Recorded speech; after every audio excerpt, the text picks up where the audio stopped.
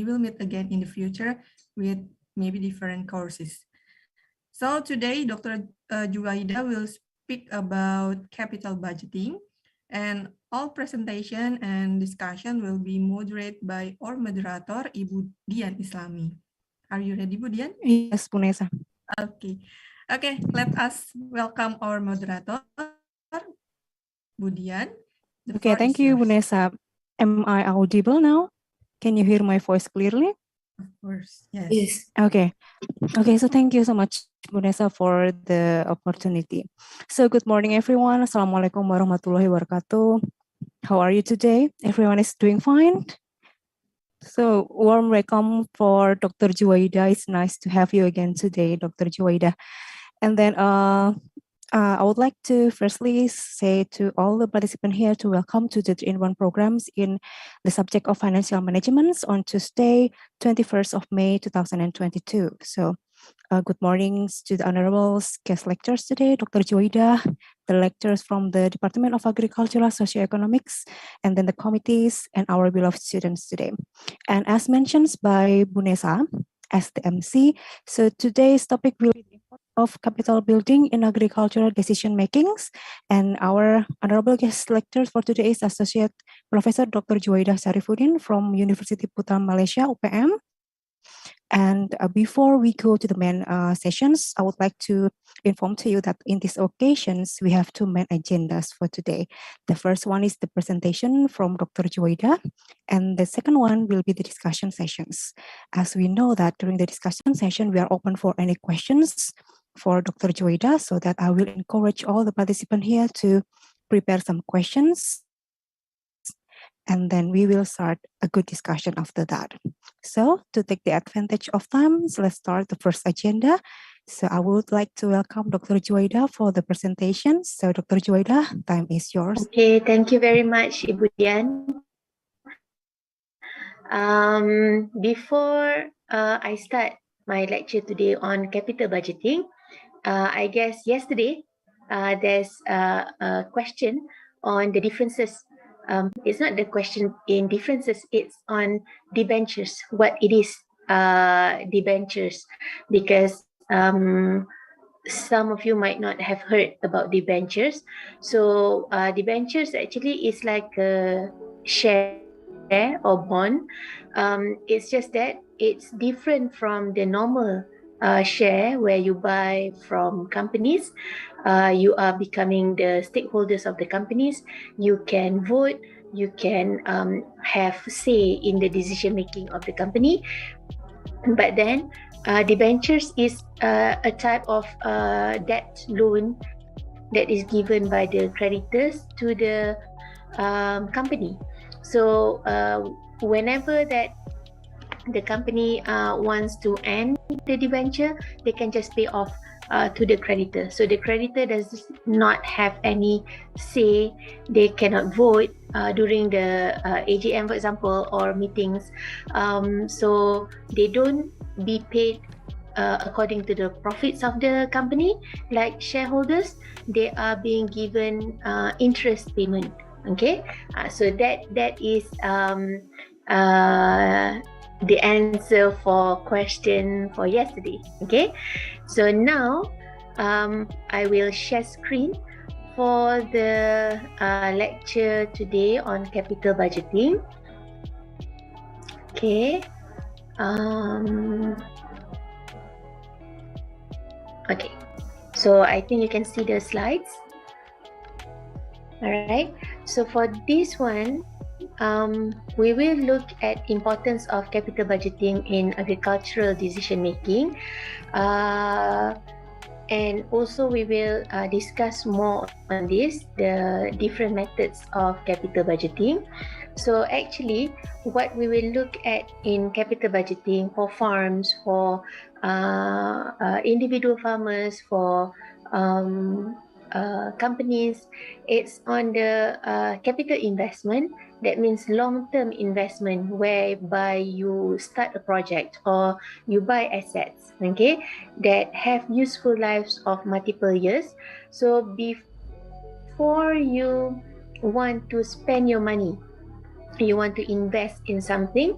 Okay, so there is a methods whereby in capital budgeting you can predict, and then you can make your decision by estimating the financial viability of a capital investment over the life of the investment, so that you can determine whether you want to buy or not that asset. Is it worth for you to invest in buying that asset for a long term? Okay, so we will make decision. It's like what we call as knowledgeable decision or intellectual decision based on some analysis that you have done.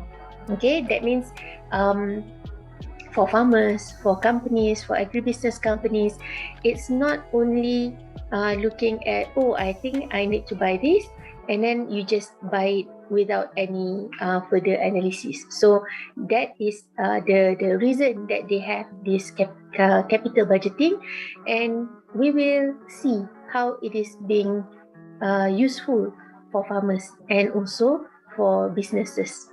Okay.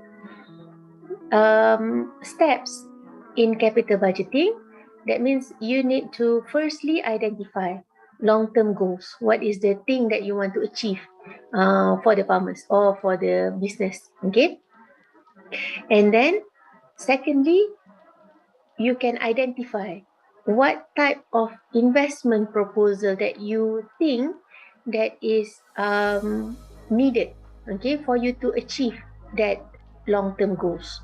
Okay, and then what you need to do for the third step is to estimate and analyze the relevant cash flows for that investment.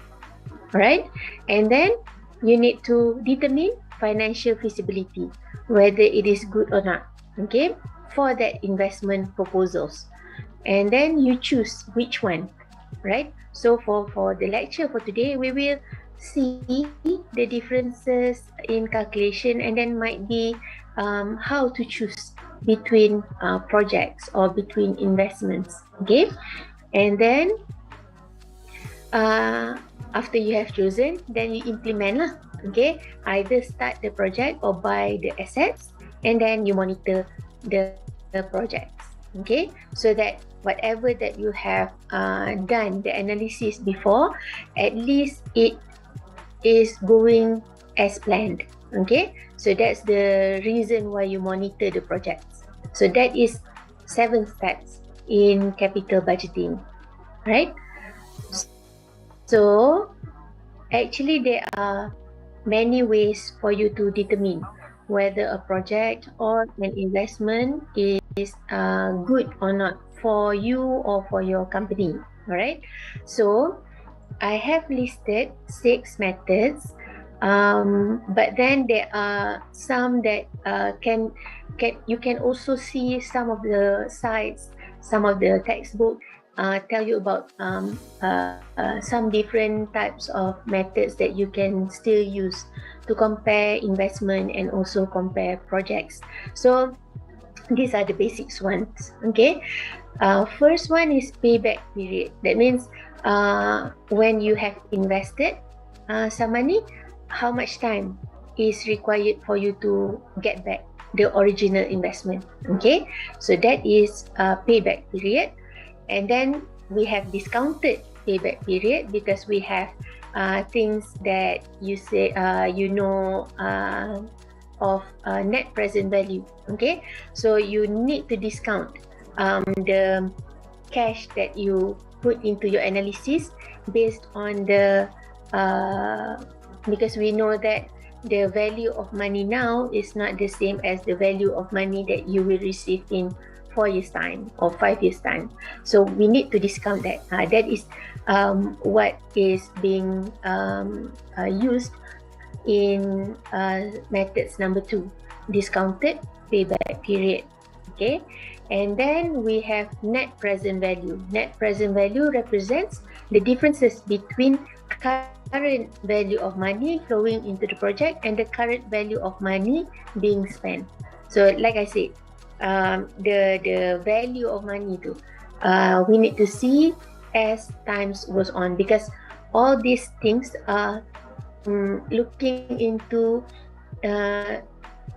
investment for long term. Okay, if it is for short term, we don't look that much into value of money. Okay, NPV, we don't do discounted rate. Okay, but then when we are dealing with project for long term, for 5 years, for 10 years, then we will look into net NPV. Okay, and then the fourth method is Profitability Index. Okay, to identify the relationship between and the benefits that could be produced if the venture was successful. Okay, so for all these methods, we are saying that the projects are going to be successful. Okay, given the everything is going according to plan. So this is what you analyze. Okay, so whatever the methods that we are looking at in capital budgeting, it does not take into account if something happens in the future. For example, COVID-19 pandemic, or suddenly the investment or your assets break down, or suddenly the technology change and then you cannot find the spare part for your asset. That one is not included in capital budgeting analysis. Okay, so what it is included is only on the cash inflow and outflow, and that you can make that as a basis for you to decide which project you should continue, or you should invest in, or which asset you need to buy. Okay, so other things, it's not included in the analysis. If you want to do SWOT analysis or things like that, that one is also useful in addition to these methods that you use for capital budgeting. Okay, and then number 5 is internal rate of return. Determine whether a particular investment is worthwhile by assessing the interest that should be yielded over the course of a capital investment. Okay, so how much that you will get, right? And then modified internal rate of return, it's looking at it's more accurate, okay, reflecting the cost and profitability of the project. Okay, so these are actually 6 methods that I have listed that can be used. It's basic ones. If, for example, you are going to see more farmers after this, or you are going to engage in the farmers in your community, might be these are the things that you can introduce to them, so that maybe in the future when they want to when they can get, for example, incentive from the government, or they can get loans or things like this. How do you make decisions on what to do with that money? Okay, so that is 6 methods. So first, the payback period. Okay, so when we are talking about payback period, okay, now in this lecture I will show differences. Okay, it might be like this one is project A, project B, project C. Okay, you can see all these projects you have to spend $1,000. Okay, so $1,000 you have to spend for all these projects, 3 projects. Now you want to choose which one.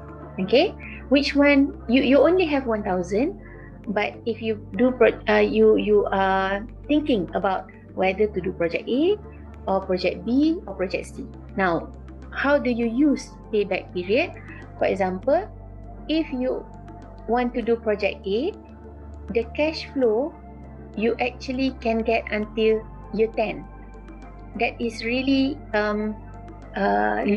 longer time as compared to project B and project C.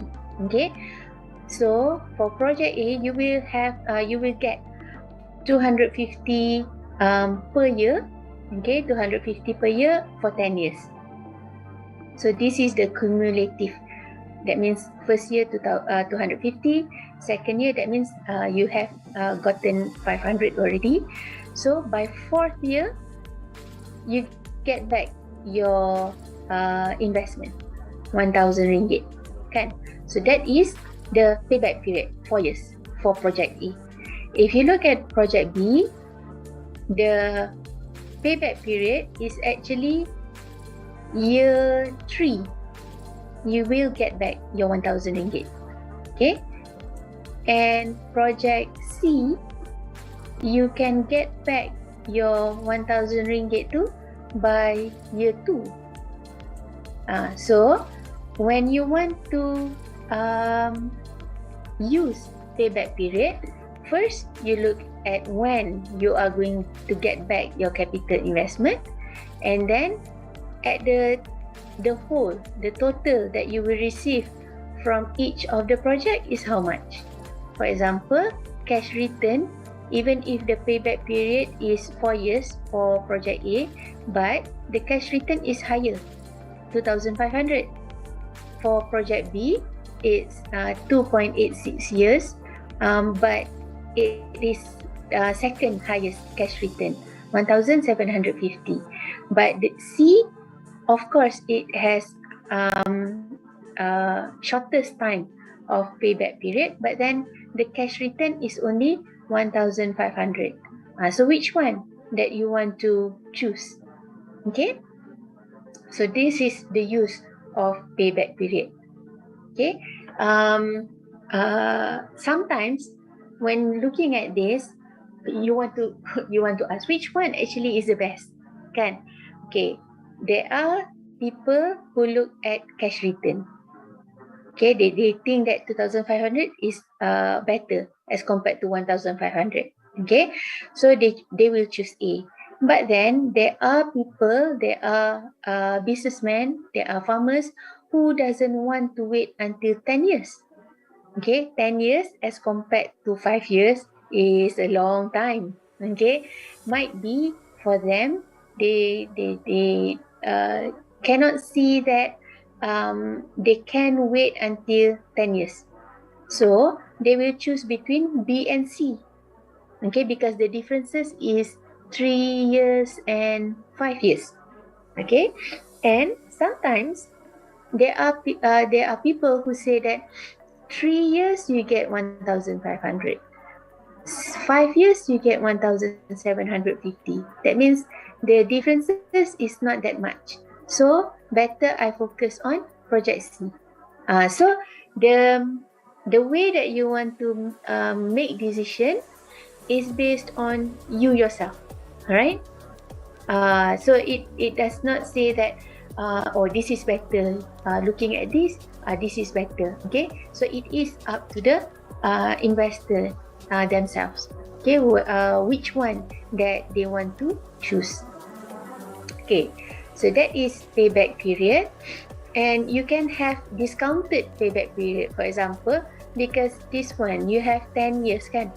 The amount that you receive 250 at this year is not the same as the value of 250 here. Okay, the first year. So we make comparison between project B and C. Okay.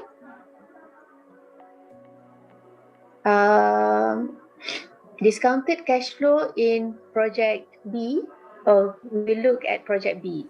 Okay. So project B, for example, we look back. This one, it will receive 350 for 5 years. The cumulative for payback period is 1,750. Okay. Sorry. Okay. Now, if we look at discounted payback period, okay, cash flow, we say that it's 350 for 5 years, 1,750. But then if we do the discounted 10% discount rate, okay, actually the total value that you will get, okay, hold on, yeah, I think it's too cold in this room. Let me check my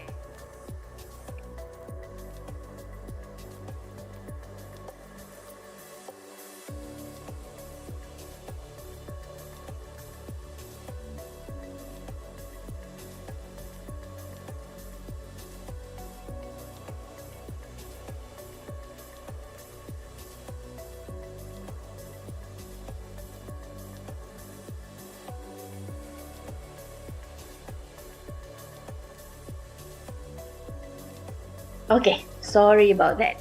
Okay, now the what I should say is, okay, I think students, because this is only 100 minutes, okay, session. So if you are taking financial management, then you will look at this in a more focused way, and then you will do more exercise on this, okay. But this is just to show the differences and how you can make decision based on several analysis that you can do, okay. So if you discount the cash flows, actually by the 5th year, the cumulative cash flow that you will get is only 1,326, okay. So it's not 1,750 as what you get from payback period, the normal calculation, okay. So that's accounting for the present value of cash flow, okay. And then the third one is net present value, okay. Net present value analysis, you can either give 5% discount. This is example, okay. You have one project that you need to have a capital investment of 10,000 ringgit, okay. And then ending value, you get 3,000, okay. So if for that particular project, you will earn annual return of 2,000, okay. Annual return from expenditure 2,000 per year, right? So the cash flow is going out 10,000, and then you will get 2,000, 2,000, 2,000 for every year. And then for the 5th year, you will get 5,000 because of this ending value, okay. So this you might want to think about, okay. If if you want to allocate 5% discount or 10% discount, okay. So if you get the net present value positive, you should this one, there's an answer for that, there's a guidance. If it is positive, you have to take that. If it is negative, don't choose that, okay. So if at 10% discount rate the value is negative, that means don't choose 10% discount, okay. So that is net present value, right? And then the fourth one, profitability index. Profitability index is present value of cash inflow divided by present value of cash outflow, okay. So still looking at 5% and 10%, okay. You will see that profitability index for 5% as compared to 10%, 10% is less than 1.0. Then that's actually the rule already, okay. Accept investment if PI is greater than 1, reject investment if it is less than 1. So this one, you can automatically know that which one you should choose, as compared to the previous methods. Previous methods, you have the answer, and it depends on you which one you want to choose. But for net present value, it's already have rule. If negative, don't choose. If positive, choose that. Okay. And profitability index also have rule, whereby if it is less than 1.0, you should not choose that. Okay. If it is greater than 1, investment is accepted. Okay. So that means it makes your life, the farmers or the businesses, it makes the life easier when you can make decisions based on numbers. It will help a lot. Okay, it will take some of the burden away, because invest money. You have 10,000 ringgit. What you should do with that? So at least you have some guidance on what to do, which to choose. Okay, so this is the fourth methods that you can choose, right? And then the fifth one is internal rate of return.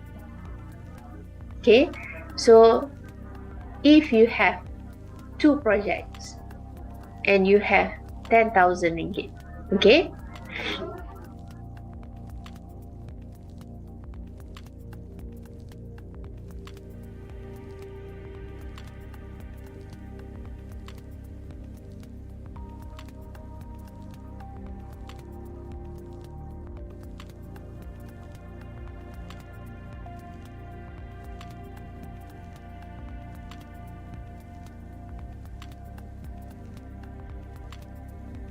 sorry, I think my line is have some problem. Okay, all right. Looking back at internal rate of return. Okay, if you have 2 projects that you have your mind, it's something that you can do for your company. Okay, so both project needs 10,000 ringgit. So, but then which one you should choose? Okay, so if you do project A, for example, it will give you 2,500 every year for 5 years. If project B, you spend 10,000, it will give you back 3,000 ringgit every year for 5 years. So you look at this project A, it will give you back total of 12,500. As compared to project B, 15,000. Okay, so the IRR is actually divided between the outflow and inflow, and then you see between 7.9% and 15.2%, you can say you will choose project B lah, because it will give higher return. Okay, so this is very simple. Of course, everybody will say that of course you will choose those with higher return, but then in real decision making, might be the farmer will think about, okay, project B, yes, it will give 15.2% return. This is higher, more than half kan, as compared to project A. But then project B has higher risk. So are you going to take that risk to do project B? Or you said that project B, you are not too knowledgeable or too skilled in doing project B. So you are going to choose project A. That means, but at least you know that project B, if you do that, it will give higher returns as compared to project A. But then it's up to you whether you want to choose project B or not. Okay, and then sometimes because you look at this one is double kan, more than double of project A. If you think that you need a little bit of skill development, or you need to find in doing project B to get this IRR. So that means it's up to you. You want that return, then you know what to do, you know what you have to spend on, okay, to ensure that you get this kind of return. So you will spend on that lah, okay.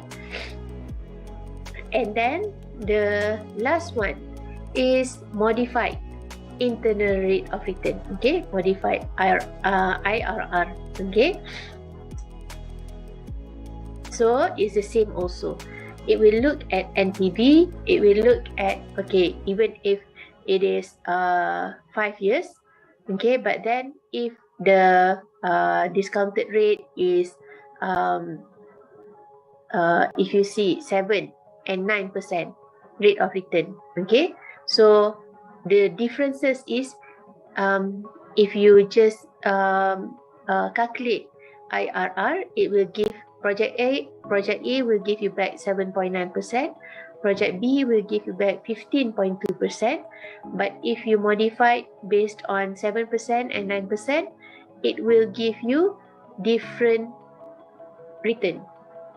7%, it will give you 7.5%. At 9%, it will give you 8.4%.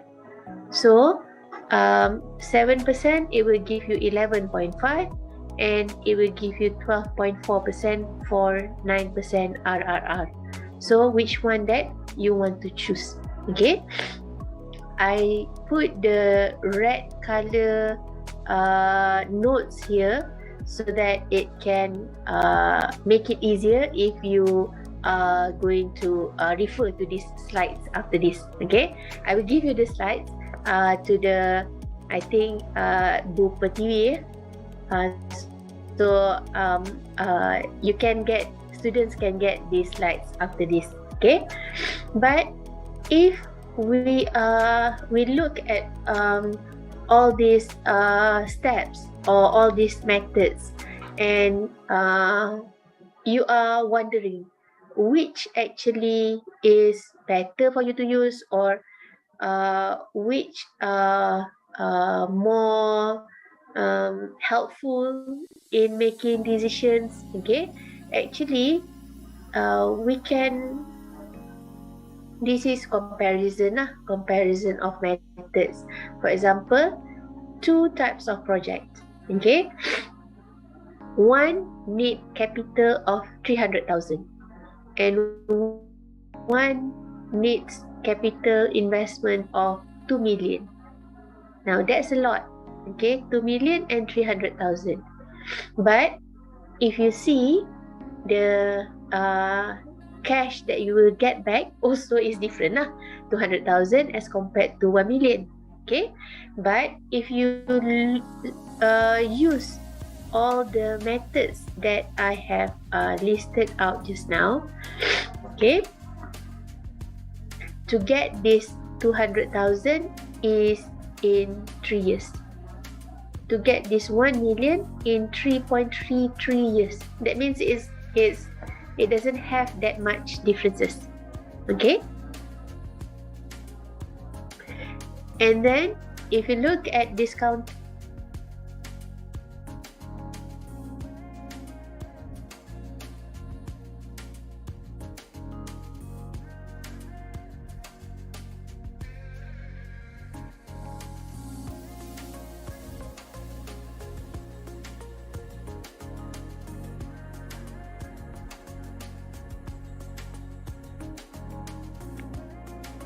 something is wrong with my line today, and suddenly I talk to myself only.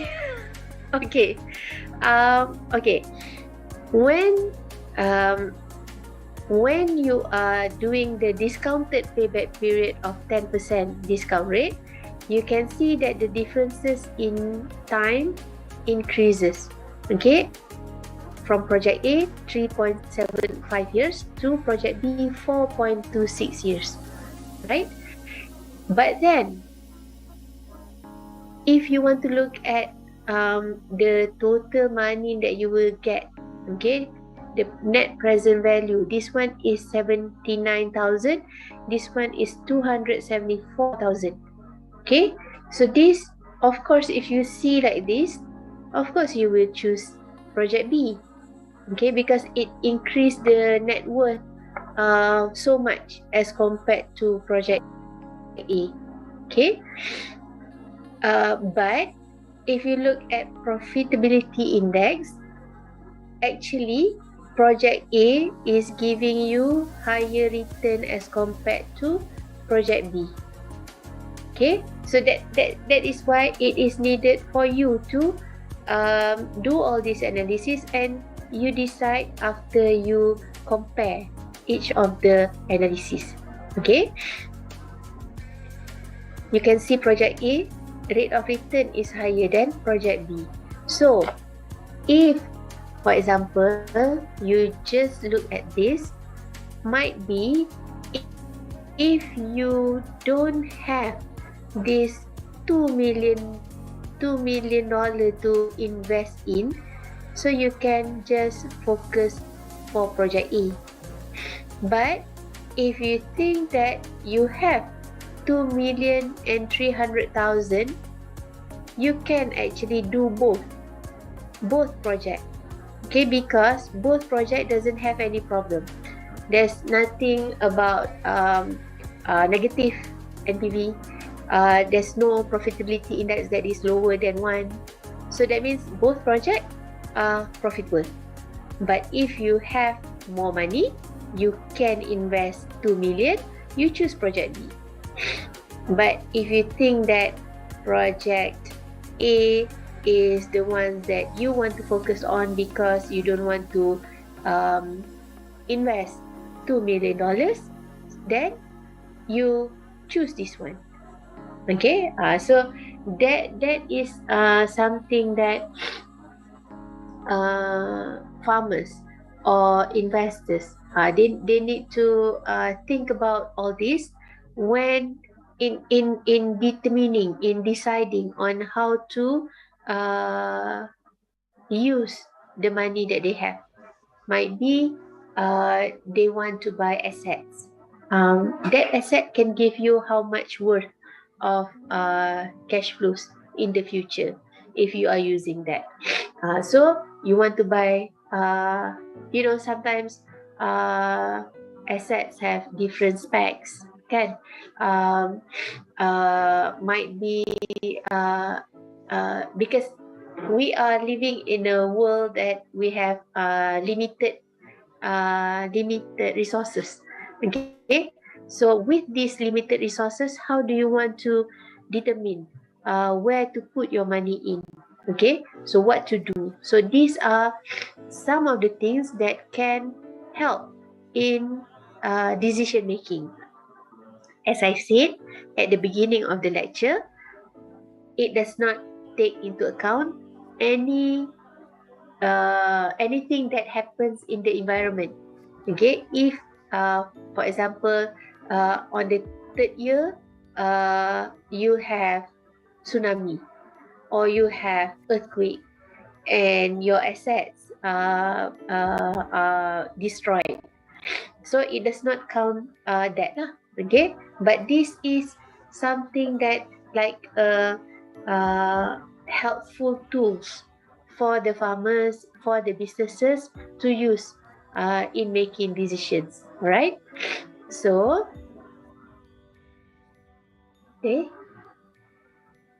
okay, so conclusion, which capital budgeting method should you use?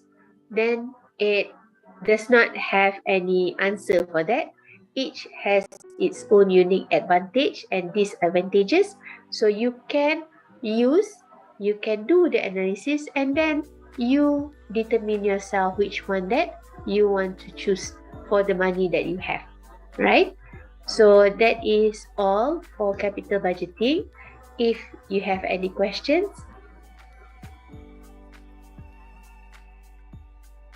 Okay, thank you so much, Dr. Juwaidah, for the insightful materials about capital budgeting. Now let's step up to the next agenda, the discussion session. That I will invite all the participants to ask some questions to our day, Dr. Juwaidah. So in asking questions, you may raise your hand or just drop the questions in the chat box. So, any questions? Okay, Dr. Juwaidah, I think that we have one question in the chat box from Bu Evi Yuswita. May I read it for you, Dr. Juwaidah? Yes, I'm here. Okay, so the question is, as you mentioned before, we need bank interest as the basis of counting feasibility analysis. How to choose the interest rate to conduct the feasibility analysis? If we use interest rate from a bank, what kind of bank, since every bank has different bank interests? Is it, for example, here in Indonesia, we have Central Bank or Bank Indonesia. So thank you so much, Bu Evi, for the excellent questions. So Dr. Thank Juwaidah. you for the question, Bu Evi. Okay, I will give you example of situation in Malaysia. Okay, of course, in Malaysia also there are many types of banks, and then the interest rates given are different. So which one that farmers or businesses needs to choose? Okay, first of course you look at the interest rate. Okay, but then sometimes interest rate alone does not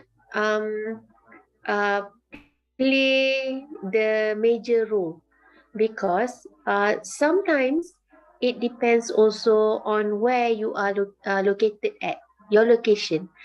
At your location, which bank is easier for you to do your banking services. Sometimes there are banks that give lower rates or higher rates, but the services that they give is not not at par. That means it's hard to do business with them. And then you want to use internet banking, for example, it's very hassle. If you want to pay the loan, you need to go to the bank personally, and then you have to wait for 2 hours, 3 hours. Sometimes make decision not only based on calculations. Okay, that also other influencing factors that will make people choose which bank that they want to have business with. Okay, that happens. And sometimes in Malaysia, for example, uh, people from remote area, they will not have certain banks servicing their area. If they, of course, the interest rate is better, but then if they want to take that loan from that bank, they have to go to the big city, and they have to spend like one whole day for that, because you want to go there, you wait for the bank to open, you have to queue, and then might be it takes several hours, and then you have to come back. That means it's a hassle for them. So it does not look at only one factor, interest factor only. Okay, so that is what I see what happens with our farmers in Malaysia. You think that not many places are considered as remote area in Malaysia, but then actually it is. Sometimes that there's only one bank that is easier for them to do business in their place. Okay, usually it's Bank Simpanan Nasional, that is the government one. And then usually when the government also wants to give uh, you know uh, subsidies or whatever helps that government wants to give, usually is through BSN. So whatever the rates that BSN is charging, usually the farmers will get that from that bank, because that is the most accessible bank in their area. So that is my answer lah. Yeah, thank you so much, Dr. Juwaidah. So if I can highlight the answer, so if to decide what kind of bank that we want to choose, so it is not only based on the interest rate, but also many factors need to be considered, such as the easy access to the bank itself. Am I right, Dr. Yes. Juwaidah? Yes. Yes, okay, thank you. Thank you so much, Dr. Juwaidah. So thank you, Bevi, for the questions. And then I would like to invite another question from the participants. So please.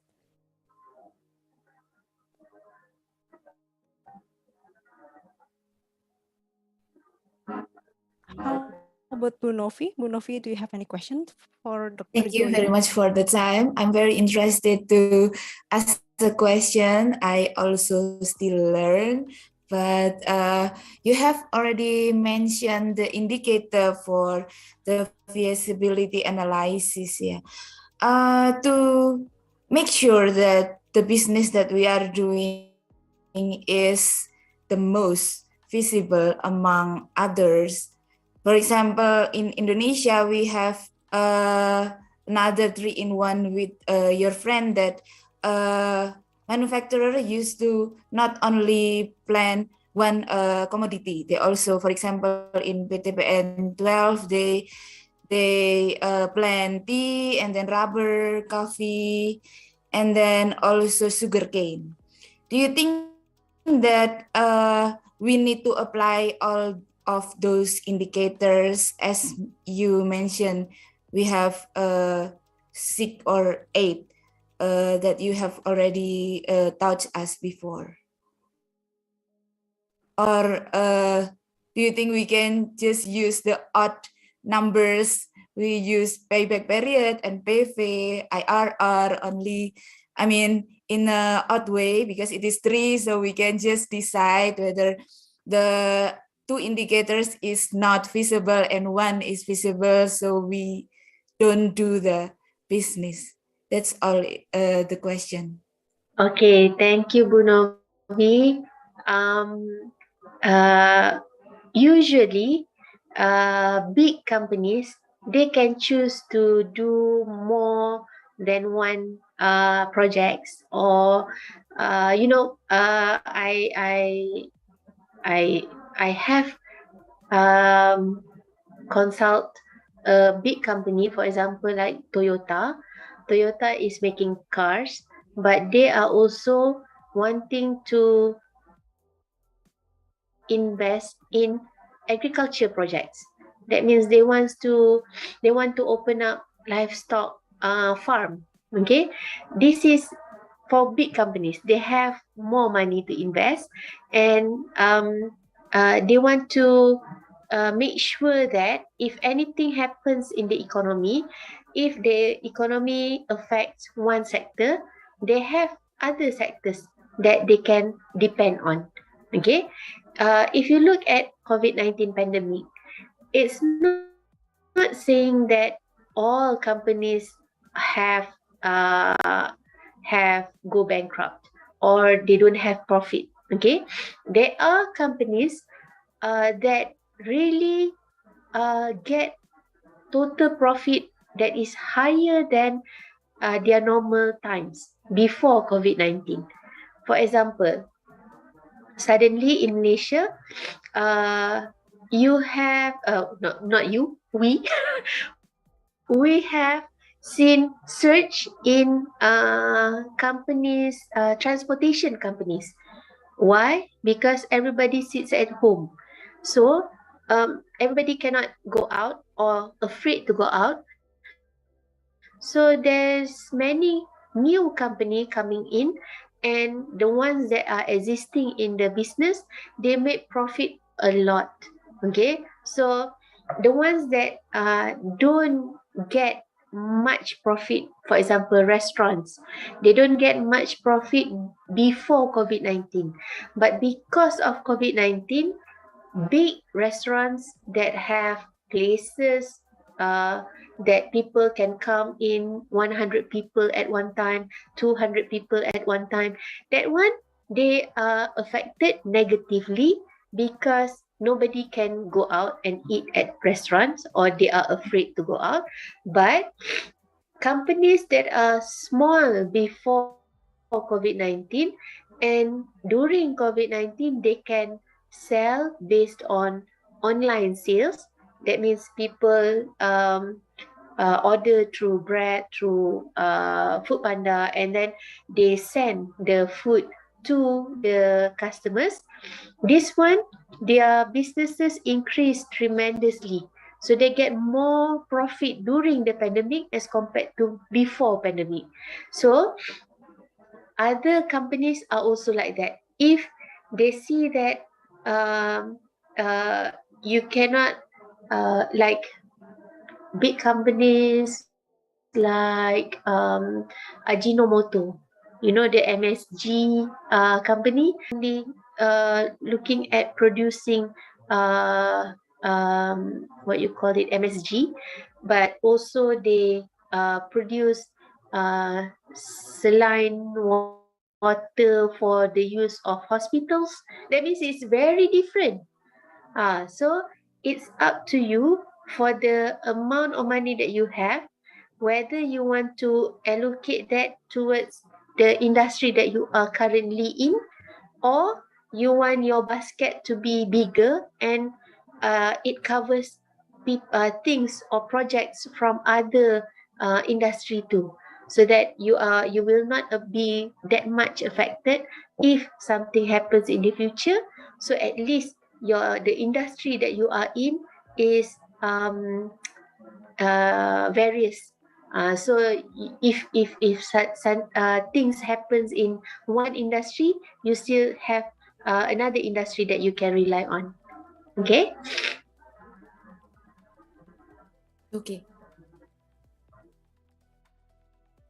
Okay, thank you, Bu Novi, for the questions. And thank you, Dr. Juwaidah, for the answers. And then we still have some time for the discussions. I mean, okay, so I got a question from Isnaini in Indonesia. So I would like to translate it. So this is about modified internal rate of returns, Dr. Juwaidah. So previously it is explained that MIRR is IRR and that will be invested later. In that situations, so which one that the company should prefer to invest the financials again, so that it can produce more MIRR that is higher, or the rate, the higher rate of the interest will be always beneficial for the company itself. Okay.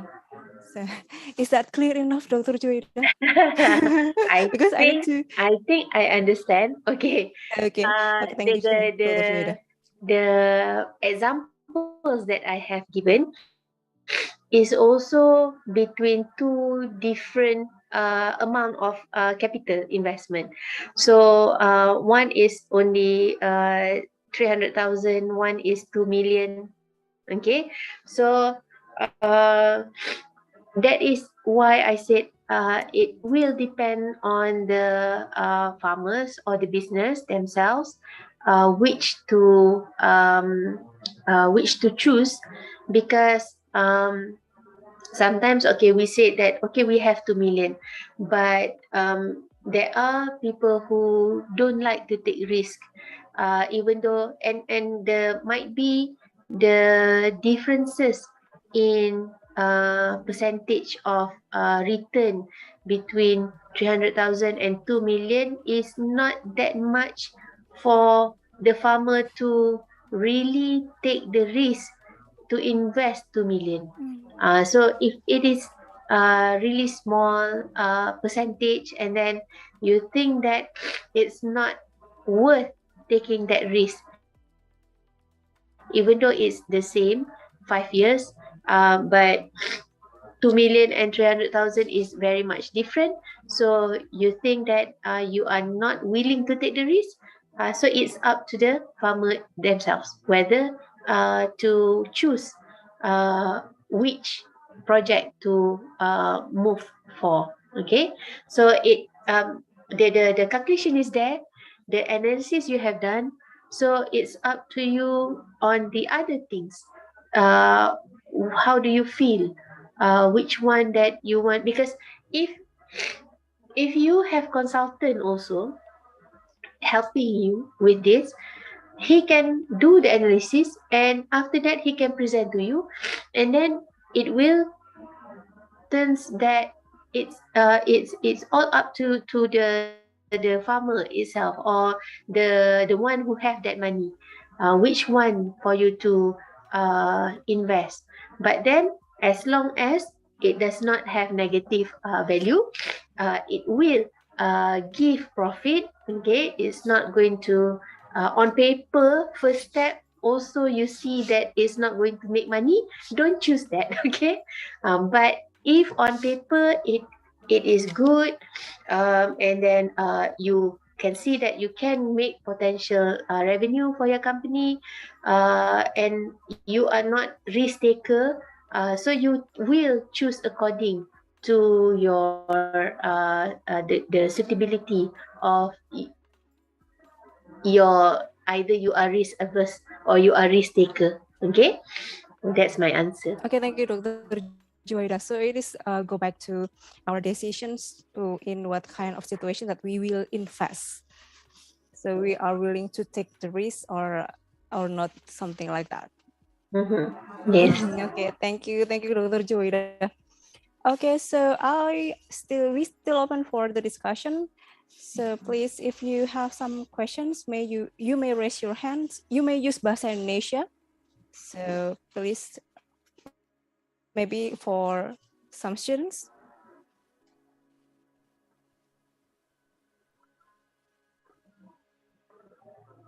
Or maybe Butiwi. Butiwi, do you have some questions? Yvdian. Yeah, I give one question for Dr. Juwaidah. It's about the capital budgeting, in which to evaluate which investment that feasible or not. We need such kind of data set to show the cash flow for years to years. Yeah. But every time I teach about management, financial management to the student, sometimes I meet some difficulties to make the data set, because to evaluate an investment, the data should be like just forecasting, yeah, Dr. Juwaidah, or because it's we forecast about the future value of our investment. Maybe Dr. Juwaidah have a solution for us as a lecturer to give an example to manage data and to teach the student how to use the formula, because in capital budgeting there are many formulas that the student needs to practice, is not only to remind. Okay, I think that's for me, Dr. Juwaidah. Okay. Thank you, Butiwi. Okay. I use examples when I was studying before. I studied my bachelor in US.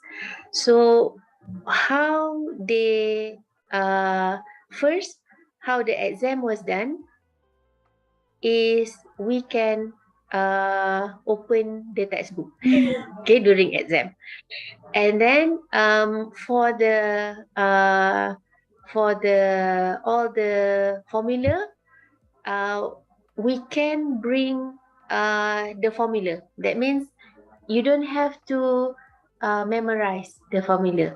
Okay, the thing that they want is whether you know how to apply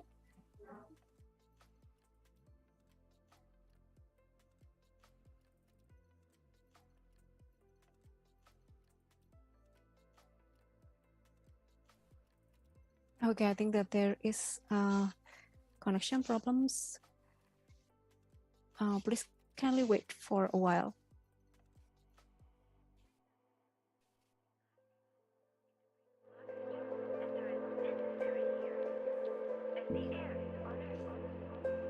Okay, so while waiting for Dr. Juwaidah for this meeting, okay. Can you Dr. still hear me? Yes, we can hear you. Okay, so now what is it? Okay, so when I was studying, it's not that we have to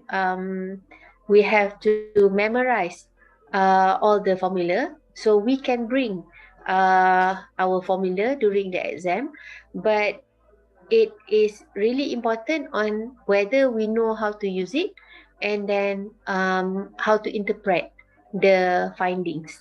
Okay, so that is what I did during my bachelor degree. Okay, and then on the sets of data, now what I did was this is how I manage my classes. Okay, when I ask the student to buy textbook, so the lecturer will get supplementary notes, and there are also data there, and the ones that we can use back to teach our students. Okay, another way of getting all the data is during our research with the farmers. So we take what they have spent, and then what they can get out of it from the project that they have done. So then we can use that and then give to the students, okay, for them to analyze, and then ask them what they think about all this when they analyze certain data. Ask them not only to show the answer, because everyone can just do the analysis based on the formula, but then ask them to explain what does it mean. So if you compare from this project to this project, okay, how do you uh, feel about it, and which one actually is better at that point of time. So at least you, because during my when I learn about management accountancy, that one is during my bachelor degree. What I have to do is the analysis using the formula. But then when you get the same answer, for example, doing project A, you will get, katalah, this is example 1.16. Doing project B, you will also get 1.16. But then the lecturer asked me which one you should choose and why, with the same answer that you get.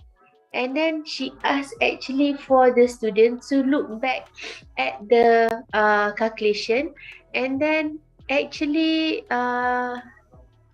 the one of the project is going to give better more money to the employees. So it will create employees punya happiness working in the company. But then at the end of the day, project A and project B, you will receive the same return. But project B, for example, it will be better because your employees are also going to be happy, because they will receive higher salary or something like that. So it's not only at the numbers that they get, but what do they understand through the whole process. So that is how I was taught during my bachelor degree.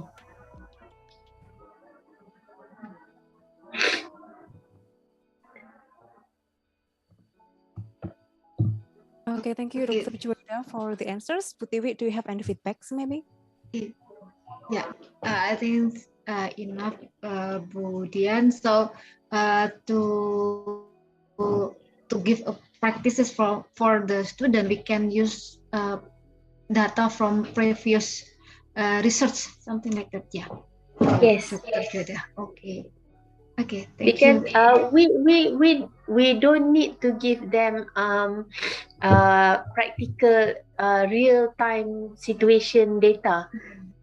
So if it is previously done 5 years ago, 10 years ago, it's just that we use the data, but with that data, they can understand what to do and how does that interpret in the real life. This is already good enough. Yes, I get it. Okay. Thank you, Dr. Juwaidah. Welcome. Thank you, Putiwi, for the questions. Thank you, Dr. Juwaidah. And then we have one more question from Bu Evi. Thank you so much, Bu Evi, for the questions.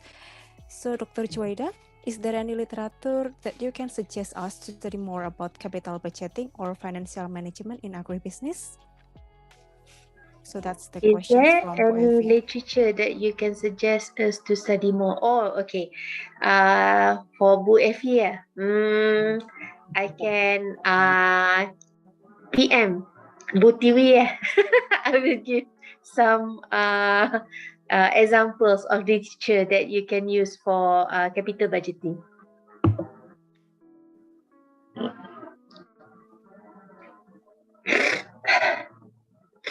Okay, thank you, Dr. Juwaidah, for the answers. Bu Evi, maybe do you have some feedbacks?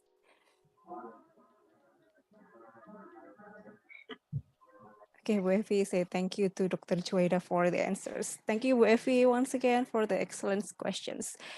Okay, so we still have, okay.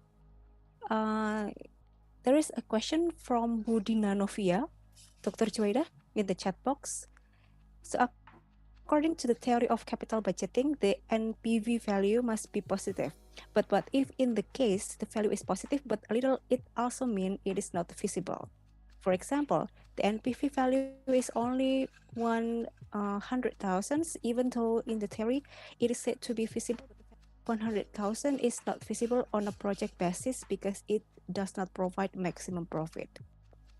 So Okay.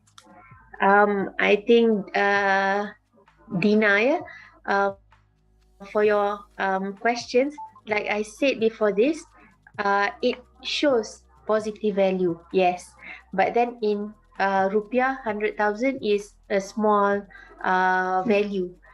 So then, even if it is positive, but you need to think again, is it worth your energy and effort to get that much out of the project that you are going to do for 5 years? If it is not compensate the amount of effort that you need to put, then that's why I said financial management, capital budgeting, and all this, looking at only numbers.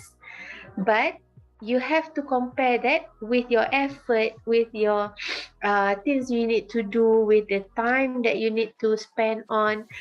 Does it really enough for you to do something if the profit that you get is only too little, that is not that does not compensate the time you spend? Because time spent, effort, this one is not in your calculation. So that is something that you have to think about. Like I said to your lecturer just now,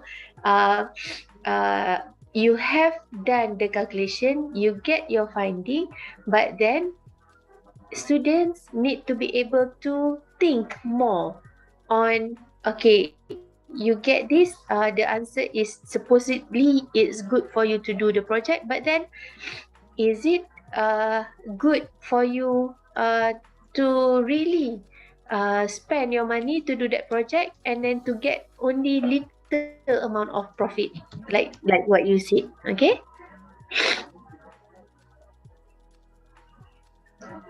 Okay, thank you, Dr. Juwaidah, for the answer. Budina Novia, maybe do you have some feedbacks?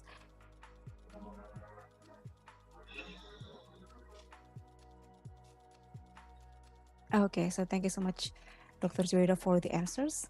And then we still have some time for the discussion. So I still encourage and invite the students to raise hand. Maybe do you want to have some questions to Dr. Juwaidah regarding to the capital budgeting? So students.